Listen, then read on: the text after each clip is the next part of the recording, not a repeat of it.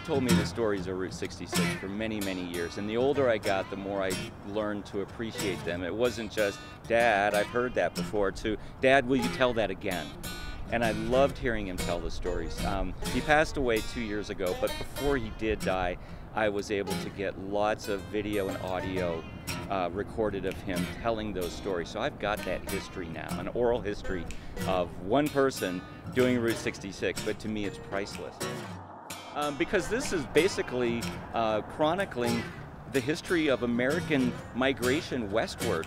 In the 1920s and the 1930s, Route 66 was the road of hope. You had Okies heading west, you know, trying to escape the Dust Bowl and the poverty they left behind.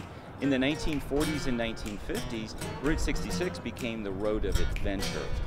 Bobby Troup wrote his famous song in 1946, and he wrote it for Nat King Cole, but he wound up inadvertently writing it for more than 150 different artists who have recorded it.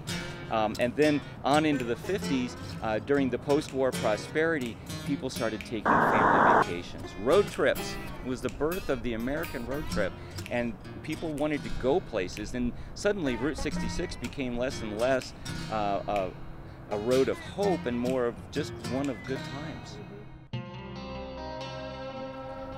We are very lucky here in Amarillo to have had Route 66 running right through the heart of this town. Route 66 has always been a very fluid road. It changed with every year, it seemed like. The ink never really dried on those maps because 90 and 100 years ago, civil engineers were learning how to build roads still, kind of like website designers in the 90s were learning as they went. And so they made better roads every year, it seemed like. Route 66 in Amarillo originally came in from the southeast from Washburn, and it came in on what was then Southeast 18th Avenue, right past the Big Texan, all the way to Grand, turned right and went north to 10th, and turned left there, right where the new fairgrounds opened, pretty much about the same time 66 was christened, and then it came to downtown. It turned north on Fillmore Street and then left on Southwest 6th. A couple years later, they moved it, and that's when it started coming in on what was then known as Northeast 8th. We know it today as Amarillo Boulevard. And then they turned left on Fillmore, came down to 6th, and went out of town that way. Goal of Route 66 from day one, it was to be the main street of America. Cyrus Avery coined that term. He is the father of Route 66, and he came up with that idea. The road was to connect the towns, and by virtue of that, the commerce of towns. So it was no mistake when they took you right down through the middle of town. They wanted you to see all the businesses. It wasn't until later that people decided, oh, with all this traffic, maybe a bypass wouldn't be so bad after all. Right. Early in 2018, 9 other individuals and I formed the Route 66 Co-op. All 10 of us are very serious Route 66 researchers. We like to spend a lot of time on the Mother Road. We came together to rescue what has, through the years, become known as the Holy Grail of Route 66, a dilapidated old trading post out in the eastern Arizona deserts near the Petrified Forest National Park. This building has been abandoned probably since the middle 1950s. It was only in business for about 14 years, and it serviced motorists going back and forth along the old 2-lane road. Well, in 1956, President Eisenhower announced the Interstate Highway Act, and all of a sudden everything changed. The focus went from the 2-lane to these new gigantic 4 lanes, the super slab as we call it, and suddenly in Arizona they were making way for a new road to go in about a mile south of Route 66, and lo and behold, it was not a good place to do business anymore. He closed up shop, and the building has been decaying ever since. What makes that place so special is probably that it's so hard to get back to. Yeah. It's not really visible from the freeway, and for the last few years it has been behind a locked gate. But still, folks get back there, and cows have been in it and done a lot of damage.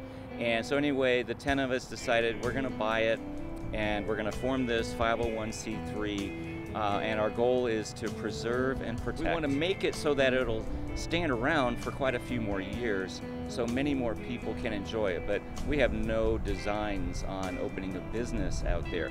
It will never be a trading post open to selling rugs and curios and cold drinks. It's just going to be a little outdoor museum.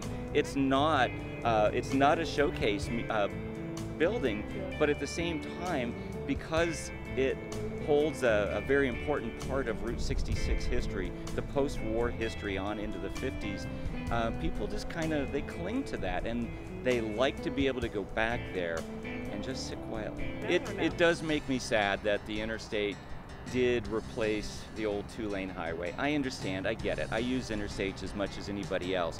But on my Google Maps app, I have highways turned off. When I need directions, I stick to 2 lanes. Maybe it's just a part of getting old, I don't know. I used to be, live fast, die poor, whatever.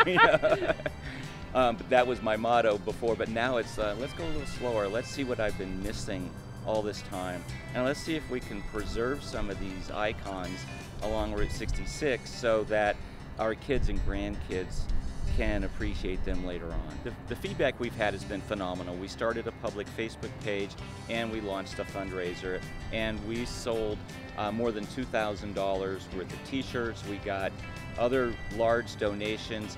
People have been excited about what we're doing, and the thank yous we have gotten from them have been so affirming for our efforts. We will look to other projects once we get this one completed to our satisfaction. We don't want to bite off more than we can chew. Earlier this year, we applied for a National Park Service grant, and late this summer, we were informed that we had been awarded $20,000 as part of the cost share grant. So it's basically a dollar-for-dollar grant with a cap of $20K, and so we're going to get started here later this fall, shoring up the walls, repairing and replacing some of the foundation and the slab floor, and also a new roof. All of us have done some crazy things on the highway through the years. Some have written books, some have done videos, but we've all poured our heart and soul into this road. To be able to see that one place able to withstand another 50 years or more is going to mean everything.